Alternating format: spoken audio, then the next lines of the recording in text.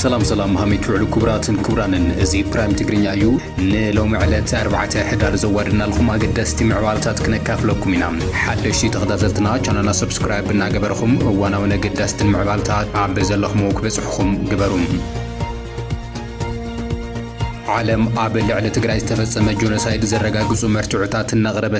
تقارو جونوسايد زفسم لهم آكالنا بحقي زغرب له مسرح تزازي موارلو قبل حادة تكال علاو غيرو لهم جونوسايد وواجز تبهالة تكال عابة تقرأ تفسم جونوسايد بمرتعو عرقاقص اللخو إلو عابة زكال حل اوان كعابة تقرأ تمساسالس أبس عابة تقالي حلهم عابة تقرأ تتايشو كوميشن مصنعاتي جونوسايد تقرأ بوغنو لو معلاوي عابز قابرو حبريتام $5 بليون أمريكا عنوات وريديلهم اتو كوميشن عابز حالة فورحة قمتي بمحبراو قلقالو تراح $10 بليون أمريكا عنوت بزحو كم زنابرز قلص خوينو نايزي مقصل تادما لومي زفر هزباوي مسارة المعاد تراح $5 بليون هفت تقراي دراشو كم ستف ايوز حبر ظلم اتو كوميشن بمسارة مسكرم 26 شومنتن عام تمرت معراب تقراي كي حوسة تقراي استات $9 بليون قمت عنوت كم زبز حب مقلاز اتي بمنقست فيدرال زغرب مصنعتن 20 بليون زبل قمت استوحابو صبصاب بمنصاقيوم ازي اكال جونوسايد زخونه صبصاب ببرك عالم تقبلنت ان رخبه يغسلو زلوم تقراي زبصح جونوسايد بزخال خو متن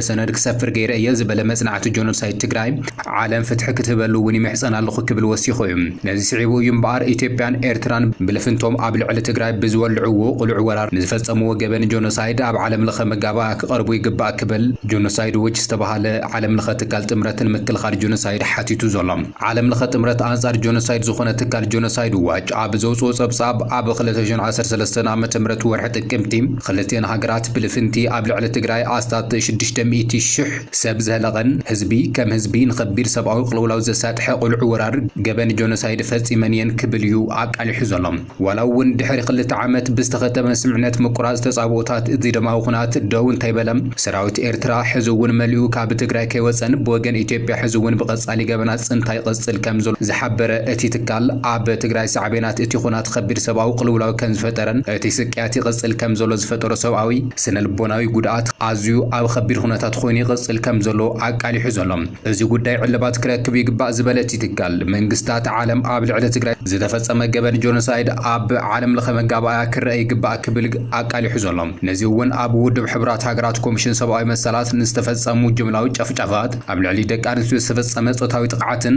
اب ሶማያ ሕክምና استفصم جبنات قتلتن خالوت جبناتن اي مصراي سراحتي زكايد ጉጅለ ከጣይሽን ሰራዊት ኤርትራ ካብ ትግራይ ተቀሊሉ ክወፅን ጻውዒ ተቀሪቡ ዘሎም ኣብ ልዕሊ ተጋሩ ጽንተት ዝፈጸሙ ሓይልታት ውድቀት ፖለቲካዊ መሪሕነት ከም ጽቡቕ ኣጋጣሚ ብምጥቃም ይምባር ኣነ ፈታዊ ኻዝብል ናይ ምስሓብ ኣጀንዳ ብምፍጣር ነቲ ዝፈጸምዎ ኩለመዳዊ ህልቂት ከረሳስዑ ይፍትንሉ ኣብ ዘለሉ እውኒው እቲ ትካል ተጋሩ ናብ ዓለም ለኸ ቤት ፍርዲ ኸይዶም ቀታሊኦም ክኸሱ ማዕዳ ቀሪቡ ዘሎም እታ ኣስታት 600,000 ወገናት ተጋሩ ብሰራዊታ ብኣልማሚት ዘጽነተ ሰራዊት ዘለዋ ኤርትራ ኣብቲ ኣብ 2022 عب مونغو منغس فيدرالن حوحاتن استغبر سمعنت بريتوريا تشارخيت وغن زي منبارا زحبرتي تكالي خون بر سراويتا كساب حزي عب تግራይ ገበናት ምጽናት ዓለይቲ ፍጽማሎ ክብል ኸሲስሎም ብፍላይ ድማ ስልታዊ ምግሳስ ደቂ ኣንስትዮን ጸታዊ ዓመጽን ከምውን ጅምላዊ ህልቂት ሰላማዊ ሰባትን ዘሕጋዊ ማእሰርትን ቀንዲ ተግባራት እቲ ሰራዊት ክብል ኸሲስሎም ይሁን እምበር እቲ ኣካል ኢትዮጵያ ዝኾነ ትግራይ ካብ ማእኸላይ መንግስቲ ነቲ ጉዳይ ለዓላውነት ቃልቦ ክወሃቦ ተሰሚዑ ኣይፈልጥን እዮም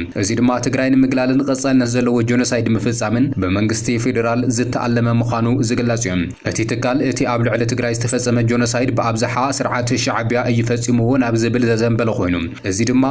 እቲ ኣብ ሃገሩን 30 ዓመታት ክፍጽሞ ዝጸነሐ ምጽናት ኤርትራውያን መቀጸልታ ኣይ ክብል ይገልጹ ወሎ እቲ ትካል ኢሳያስ አፈወርቂ ዝመርሑ ስርዓት ኣብ ኤርትራ ሃይማኖት ጎሳ ዓሌትን ማእሰርትን ስቅያትን ምስዋር ደቂ ሰባትን መሰረት ዝገበረ ጽንተት ፈጽሙ እዩ ዝበለ ኮይኑ እቲ ኣብ ትግራይ ዝፈጸሞ ጆኖሳይድ ናይ 30 ዓመታት መግዛእቱ ይጥቀመሉ ዝነበረ ፕሮፓጋንዳ ኣብ ልዕሊ ትግራይ ክብልዩ ኣቃልሕዎ ዘሎት ይትካል ስለዝኾነ ድማ ኢሳያስ አፈወርቂ 4 መማረጺ ኣለዎ ነዚአን ክትግበረን ይግባእ ዝበለት ይትካል ኤርትራ ብህጹጽ ካብ ትግራይ ክትወጽ ይጸውዕ ዘሎም ኣሜሪካ ወይ ድማ ኻል ኣባል ሃገር ወደብ ሕቡራት ሃገራት ነቲ ኣብ ትግራይ ብኢትዮጵያን ኤርትራን ዝተፈጸመ ገበን ምጽናት ዓሌት ኣብ ኤርትራ እውን ተመሳሳሊ ዝፍጸም ዘሎ ገሰት ሰብኣዊ መሰላት ምጽራይን ናብ ኣህጉራዊ ቤት ፍርዲ ኣይሰበን ጆኖሳይድ ራህ ድማ ዋጎም ክረኽቡ ይግባእ ክብል ገሊጹሎም በተመሳሳሊ ኤርትራ ነቲ ናይ 1997 ቋም ሰብኣዊ መሰላት ከተጸድቕን ንኹሎም ዜጋታት መሰል ሃይማኖት ምዝራ ምእካብን ምምራጽን ከተረጋግጽን ብፍላይ ድማ መሰላት ሃይማኖትን ብሔራውን ውሑድ ውህዳት ክትሕሉ ብሳልሳይ ብርኪ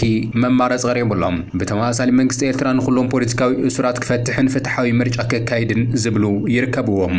እቲ ኣብ ትግራይ ዝተፈጸመ ጆኖሳይድ ኣብ ዝሕዚ እዋን መነጋገር ኮይኑ እናቐጸለ እንትኸውን ሕብረት ኣፍሪካ ውድብ ሕቡራት ሃገራትን ኣብ መንጎ መንግስቲ ኢትዮጵያን በቢ ከባቢኡ ተወዲቦም ዘለዉ ዕጡቃት ክላዘቡ እዮም እናሓተቱ ዘሎም እዚ ከምዚሉን ሃሎ ይምባር ትግራይ ኣብ ዘፈር ህዝባዊ መሰረተ ልምዓት ጥራሕ 5 ቢልዮን ዶላር ዕንወትን ኪሳራን ከም ዝበጽሐ ኮሚሽን መጽናዕቲ ጆኖሳይድ ትግራይ ዕላው ገይሩ ዘሎም እቲ ኮሚሽን ኣብ ጆኖሳይድ ኩናት ትግራይ ኣብ ዘፈር መሰረተ ልምዓት ዝበጽሐ ዕንወትን ኪሳራን ኣመልኪቱ ንጋዜጠኛታት መብርሂ ኣብ መሃብ ይርከብ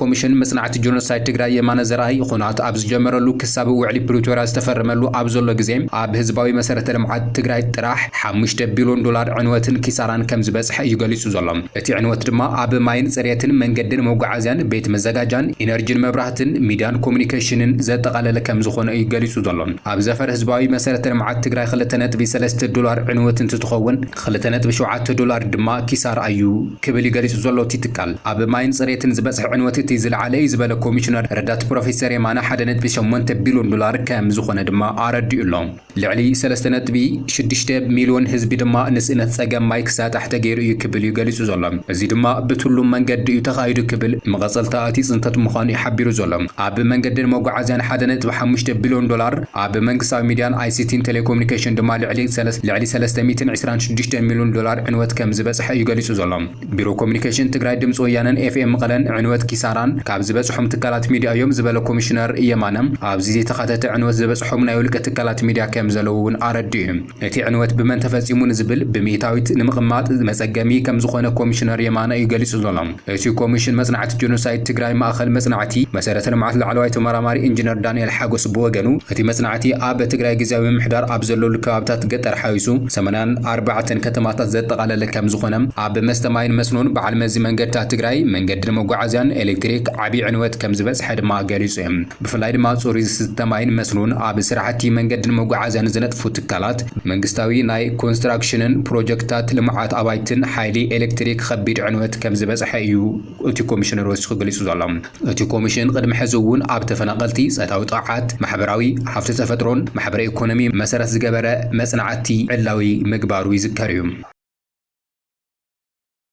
ወጥሪ ኢትዮጵያን ኤርትራን ተጠናኺሩ ቀጺሉሉ ኣብ ዘለሉ እዋን ኣሸማጋሊ ዝተባሃለ ልኡኽ ናብ ኣስመራ ኣቕኒዑሎም ኢሳያስ ኣፈወርቂ ንሓድሽ ፍሉይ ልኡኽ ሕብራት ሃገራት ዘዘራረበ ኮይኑ እዚ ድማ ብምሕጽንታ ቀዳማይ ሚኒስትር አብይ ከም ዝኾነ ይዝረብ ኣሎ ፕሬዝደንት ኢሳያስ ኣፈወርቂ ነቲ ኣብ ሓምለ እዚ ዓመት ዝተመዘዘ ሓድሽ ፍሉይ ልኡኽ ውድብ ሕብራት ሃገራት ኣብ ቀርኒ ኣፍሪካ ሚስተር ጓንግ ኮንግ ከም ዘዘራረበ ሚኒስተር ዜና ኤርትራ ኢሎም ዕላው ገይሩ ዘሎም ሚኒስተር ዜና ኤርትራ ፕሬዝደንት ኢሳያስ ኣፈወርቂ ነቲ ትካል ውድብ ሕብራት ሃገራት ኣብ ምፍታሕ ግጭታት እቲ ዞባ ዝጥቀስ ኣበርክቶን ኣድማዕነትን ከም ዘይጸንሑ ብምጥቃስ ሓድሽ ኣገባብ ክኽተል ከም ዘድሊ ኣተሓሳሲቡሉ እዩ ክብል እቲ ን30 ዓመታት እቲ ዞባ ብምህዋኽ ዝፍለጥ ሻዕብያ ነቲ ልኡኽ ወቐሳ ከም ዘቕረበሉ እዩ ተፈሊጡ ዘሎ እዚ ብውሽጣውን ሃገራውን ኣብ ነንሕድሕዶም ዝገብርዎ ዘለዉ ግጭታት ምእታውን ግዳማዊ ሓይልታት ዝያዳ ብዘለለ መልክዑ ዞባ ቀርኒ ኣፍሪካ ብእዋን ካብቲ ዝለዓለ ዓዘቕቲ ከይወፀ ዝረአ ዘሎ ምዃኑ እዩ ገሊጹ ዘሎ ሳልሳይ ዓመቱ ረጊጹ ዘሎ ኩናት ሱዳን ጠንቂሙት ኣብ ማእታ ኣሽሓት ሰላማውያን ሰባት ይኸውን ከም ዘሎን ምምዝነበል ስደት ሚልዮናት ገዚፍ ዕንወት ኮይኑ ከም ዘሎ ነቲ ሃገር ኣብ ክልተ ሓያላት ተፋነንቲ ጀነራላት በታቲኖሞ ኣለዉ ክብል እውን ገሊጹ እታ ኣብ ዝተፈላለዩ ክልላት ንዘለዉ ዕጥቃዊ ግጭታት ክትህድእ ዘይከኣለት ኢትዮጵያ ድማ ኣፍ ደገ ባሕሪ ግባኣኒ እዩ ክትብል ብዘንቀለቱ ሕቶ ብፍላይ ድማ ምስ ጎረቤታ ኤርትራ ናብ ሓድሽ ጎነፅ ተምርሕ ከም ዘላ እዩ ዝግለጸሎም ኣብ 2011 ካብ ዓባይ ሱዳን ዝተነጸለት ደቡብ ሱዳን ዳግማይ ናብ ሓድሽ ዓሌታዊ ሕድሕዳዊ ኩናት ከይተኣቱ ኣብ ጫፍ ከም ትርከብ እዩ ዝግለጽ ዘሎ ኩነታት ሶማልያ እውን መሰረታዊ ለውጢ ዘይርኣዮ ናይ ደገ ምትእታዋት ዓዳሚ ኮይኑ ይቕጽል ከም ዘሎ እዩ ዝግለጽ ዘሎ እዚ ድማ ውድብ ሕብራት ሃገራት ዘቕርቦ ፍታሕ ክሳብ ሕዚ ምህላውን ክውቀሰሉ ዝጸንሐ ጉዳይ ምዃኑ ድማ ብዙሓት ይገልጹሎም ብዘይ ቀጥዒት ሓታትነት ዝተማልአ መቓን ፍታሕ እማመን ሕቃብ ሰላም ምስዳድ ጥራሕ ፍታሕ ክኸውን ኣይኽእልን ዝበለ ኢሳያስ ኣፈወርቂ እዚ ጸገም ንምፍታሕ ይሰርሕ ከም ዘሎ እዩ እቲ ብሚኒስተር ዜና ዝተቃልሐ ሓበሬታ ኣመላኺቱ ዘሎ ኣብ ዝሓለፈ ሰሙን ኣብ ግብፂ ዑደት ገይሩ ድሕሪ ምምላሱ ምስ ቴሌቪዥን ኤርትራ ብዓረብኛ ኣብ ዝገበረ ቃለ መሕተት ኢሳያስ ኣብቲ ምስ ሶማልያ የመን ጅቡትን ኦማንን ዝዳው ወሽመጥ ዘሻቅል ወታደራዊ ኩነታት ይምዕብል ከም ዘሎ ኣሚቱ ምንባሩ ይዝከር ዝካርዮም እቲ ዘሸቀል ኣብዚ ዞባ ገለ ናይ ወፃኢ ሓይልታት ቦታ ንምሓዝ ፈተነታት ምክያዶም ዝበለ ኮይኑ ወታደራዊ ማዓስከር ንምሓዝ ዝግበር ዘሎ ፈተነታት ደሴት ሰቀጥራ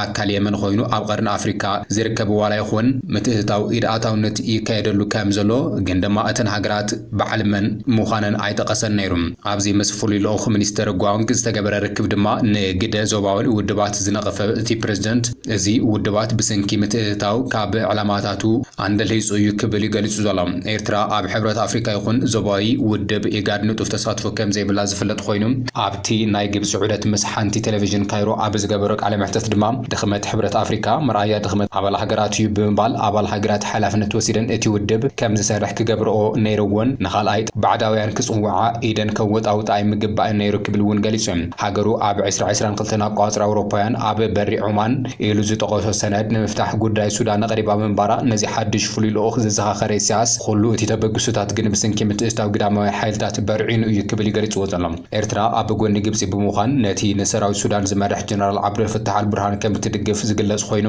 እቲ ፕሬዝደንት ንጉዳይ ሱዳን ኣመልኪቱ ኣብ ዝቕንያት ኣብ ዝደገሞ መርገጺ ድማ ጻዓርታት ግብፅን ኤርትራን ካልኦትን ሱዳን ዝሕግዙ ወገናት ኣገዳሲ እዩ ብምባል ድማ ጎረባብቲ ሱዳን ዝኾኑ ሃገራት ዝሓቆፈ ተበግሶ ግብፂ ዕላምኡ ንጉዳይ ሱዳን ኣብተን ዝምልከተን ጎረባብቲ ሃገራት ብምሕጻር ፍታሕ ንምምጻእ እዩ ክብል ገሊጹ ምንባሩ ይዝከር እዩ እዚ ከምዚ ኢሉ እናሃለወ መራሒ ሱዳን ሓያሉ ምክትሉ ካብ ስልጣን ኣባሪርዎ ኣሎ ፕሬዝደንት ሳልቫኪር ነቲ ክትክኦ እዩ ዝበሃለሉ ዝነበረ ምክትሉ ቤንጃሚን ቦል ካብ መዝነቱ ኣሰናቢትዎ ከም ዘሎ እዩ ዝገልጽ ዘሎ ኣብቲ ንብዙሓት ዘሰንበደን ዘገረመን ስጉምቲ ንዝነበረ ወታደራዊ ማዕርግ ጀነራል ብምቕንጣት ካብ ሓላፍነት ሃገራዊ ፀጥታ ከም ዝኣለዮ እውን መንግስቲ መግለጺ ኣፍሊጡሎም ፕሬዝደንት ኪር ንዋና ማሕዳሪ ማእከላይ ባንክን ሓላፊ ኣታዊ ውሽጥን ሃገርን እውን ብተመሳሳሊ ኣገባብ ካብ መዝነቶም ካብ ዘወረዶም ተፈሊጡ ዘሎ ክልቲኦም ሰብ መዚ ደገፍቲ ናይቲ ካልኣይ ምክትል ፕሬዝደንት ዝነበረ ቦልመል ምዃኖም ይግለጽ እዩ ስለምንታይ እቲ ስጉምቲ ከም ዝተወሰደ ግን እቲ ኣብ መንግስታዊ ማዕከል ዜናት ሃገር ዝወፅእ ኣዋጅ መንግስቲ ኣይነፀረን እዩ ኣብ ዝቐረብ ኣዋናዊ ውሽጢ ልፍንታዊ መንግስቲ ብዝተፈጠረ መስሓብ እቲ ሃገር ናብ ዳግማይ ግጭት ከይተምርሕ ዓብይ ስጋት ፈጢሩ ምጽንሑ ይዝከር እዩ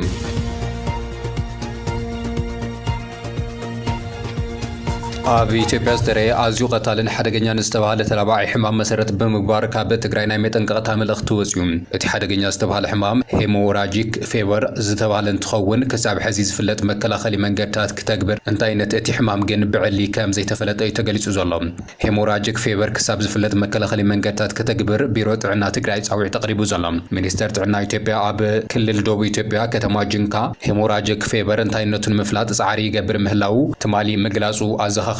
ክሳብ ሕዚ 8 ሰባት በቲ ሕማም ተጠርጢሮም ከም ዘለው ዝገለጸ ኮይኑ በመትሕባር ሚኒስተር ጥዕና ኢንስቲትዩት ጥዕና ቢሮን ጥዕና ቢሮ ቀሊ እቲ ሕማም ንምፍላጥ እና ተጻዓረ ከም ዝኾነ እዩ ሓበሬታ መለኺቱ ዘሎ ተወሳኺ ምልባዕ እቲ ሕማም ንምዕጋትን ከይስፋሕፋሕን መቆጻርን ህጹጽ ግብረ መልሲ ናብቲ ቦታ ከም ዝተላኸን ኣብ ባይታ ዘሎ ጭቡጥ ገምጋም ምርመራ ላቦራቶሪ እናተገበረ ከም ዘሎ ካብ ቢሮ ጥዕና ትግራይ ዝተረኸበ ሓበሬታ እዩ ኣመለኺቱ ዘሎ ብሰንኪ እቲ ሕማም ንኽልተ ሰብ ሞያ ጥዕና ሓዊሱ 6 ሰባት ከም ዝሞቱ ቢቢሲ ንሜዲካል ዳይሬክተር ሓፈሻዊ ሆስፒታል ጅንካ በመጽራሒ ጸብጺሙ ዘሎ እቲ ሕማም ብግልጺ እንተዘይተፈለጠ እኳ ጠንቂ መተሓላለፊ ግና ከም ኢቦላን ኮሮናን ቫይረስ ዝዓይነት ከም ዝኾነ መተሓላለፊ መንገዱ ፈሊጥኻ ኣብ ምክልኻል ትኹረት ጌርካ ይስራሕ ከም ዘሎ እቲ ሜዲካል ዳይሬክተር ምግላጹ ቢቢሲ ጸብጺሙ ዘሎ ስለዝኾነ ድማ ኩሉ ሕብረተሰብን ዝምልከቱ መዳርግቲ ኣካላትን ሚኒስተር ጥዕና ተወሳኺ መብሬ ክሳብ ዝወሃቦ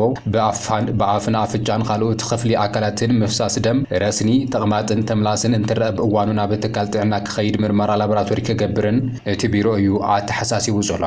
ምልክት ምስ ዝተረኣየሎም ሰብ ምንኽኻእ ወይ ድማ ቅድሚ ምንኻእ መከላኸሊ ሜላታት ምጥቃም ኩሉ ግዜ ኢድኻ ብሳኒታይዘር ብማይን ሳሙናን ተሓጽበኻ ምጽራይ ግድን ምዃኑ ገንዚቡ ኣሎ ዝኾነ ትካል ጥዕና ሕሙማት ፍሉይ ትኹረት ብምግባር ሄሞራጂክ ፌቨር ዝመስል ሕማም ብፍላይ ድማ ምምርማር ምሕካም ጸብጻብ ምልኣኽን ከም ዘደሊ እቲ ቢሮ ኣመልኺቱ ኣሎ